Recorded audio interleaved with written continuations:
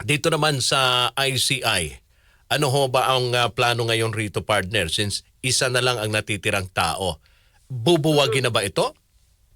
Wala pang binabanggit pa rin sa atin kasi ang Pangulo, kapag walang sinasabi pa yan, tuloy-tuloy lang ang pag-iimbestiga.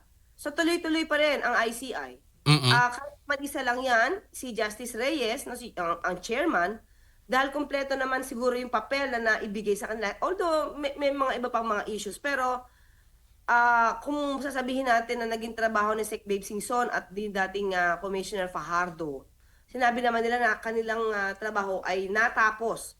So, tandaan natin, marami pa rin na mga dokumento na hindi pa siguro na iisa-isa ng ICI dahil hindi ba dumating naman sa pag-iimbestiga si dating Speaker uh, uh, Romualdez, Martin Mhm. Romualdez. Dumating din naman dati si dating Senate President Chis Escudero. So, marami naman lahat dumating mga sa ating mga kababayan diyan, no? Marami namang dumating, maraming dumalo, maraming nagpasinaya sa pagpapaimbestiga maliban lang kay Congressman Pulong Mhm. at kay Yusek Cabral. So sa dinami-dami na naimbestigahan ng ICI, yun na lang ang i-evaluate nila kung irerekomenda ba nila yung ibang mga kaso. Oho. Oho. Mm. Oho. Pero wala nang mangyayaring pagdinig.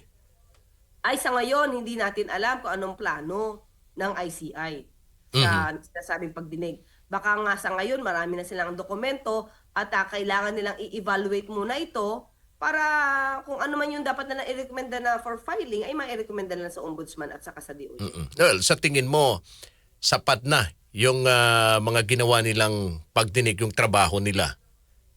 Ah, sa akin, sapat na in a way dahil yung mga gusto nilang patawag na ipatawag nila.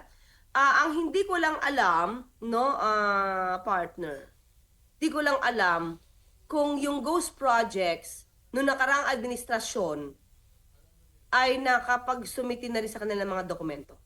Mhm. At yung 13,917 na flood control projects na di umanong na-accomplish na nakarang administrasyon, kung naimbestigahan ba nila kung ito ay ghost projects, kung ito ba ay operational, kung ito ba ay effective, no?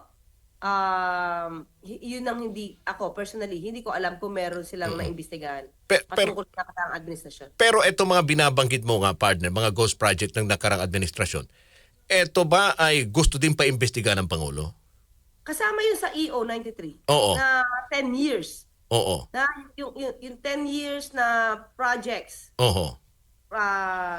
kailangan maimbestigahan.